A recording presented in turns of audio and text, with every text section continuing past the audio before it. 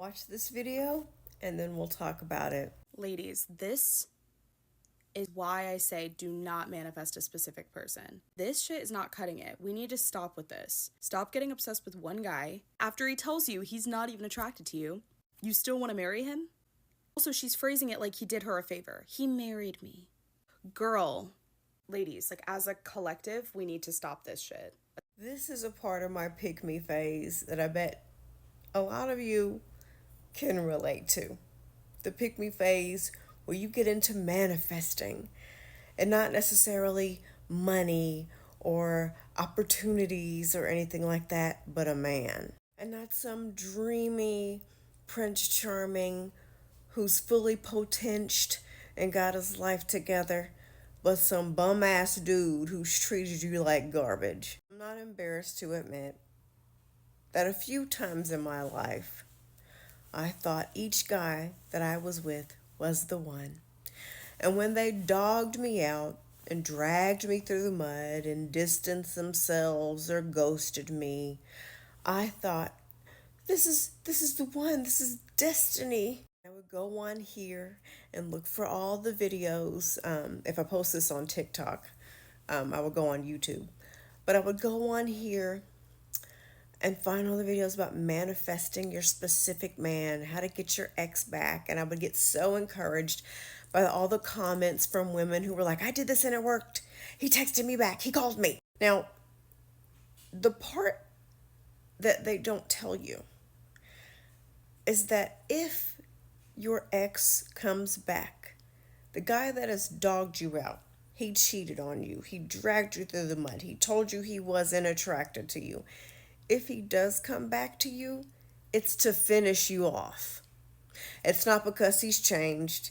It's not because he's a better person. It's not because he's going to do anything differently. It's because he's looking at you like, she's up for round two. And they're going to do you worse than they did the last time they were with you. They have returned to completely annihilate you. Take this as a warning, ladies, and some of the gentlemen who are watching. Some of the non-binary people, take this as a warning. If the relationship ends because he has mistreated you, he has cheated on you, he was emotionally unavailable, leave them alone. Feel the pain, feel the heartbreak, cry, do whatever it is you gotta do. But if you let them back into your life, it's going to be worse. Something that I tell people going through heartbreak, use this, that hurtful feeling, to promise yourself that you will never feel this way again, as much as you can help it, because sometimes you just can't, life happens. But you will no longer on purpose put yourself in a situation where you are set up to fail from the jump. I talked about this in a video that I did, I think maybe last month or the month before, of this bride who shares that the guy said he didn't want her, he broke her heart, and every day she prayed for him to come back, and he came back. And at their wedding, his vows are basically all the things that she does for him and how she went through it all to be with him.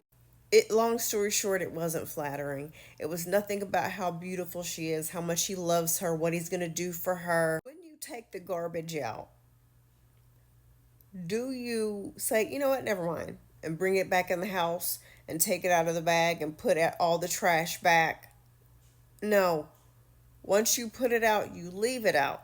Because if you bring it back in, you're going to get sick from it this time. You're going to get a dirty smell. There's going to be maggots and gnats and flies and just, you might get roaches. It's going to be worse than if you would have just let it go the first time, because it's meant to be thrown away for whatever reason. You don't need it anymore. Now, I understand there are some exceptions to the rule. Maybe you were teenagers, I don't know, and you grew up, and you vetted this person and they've actually changed. There's always going to be an exception to the rule. Don't comment and tell me there's always going to be an exception. I get that. I understand that. Maybe you guys ended your relationship because you both went to two different colleges and you didn't want a long distance relationship. And then you reconnect somehow. Okay, totally different situation. Maybe you guys were going through something and you were broke and you were trying to get, there's various reasons that I could maybe see something like that happen. But in the situation where the person mistreated you, let them go. Leave them where they're at. It is hard for people to change. Just think about us. How many times have we said we're going to start that diet and then we don't? How many times we promised ourselves we're going to do something? How many years do we promise ourselves we're going to start doing the things on our bucket list? And then it's another year and we don't. It's hard for us to change our habits, even for ourselves. So, how much harder is it for someone to change for you? I can guarantee you that a man who has dragged you through the mud has not done any reflection. He has not done any journaling. He has not seen a therapist. He has not done anything any differently. He is back because he sees you will let him come back. And now he's going to wring you dry and take you for all you're worth because he sees, oh, if she'll put up with this, then she'll put up with this. If you tell me you know how to try, listen, I'm not going to sit here and act like I'm better.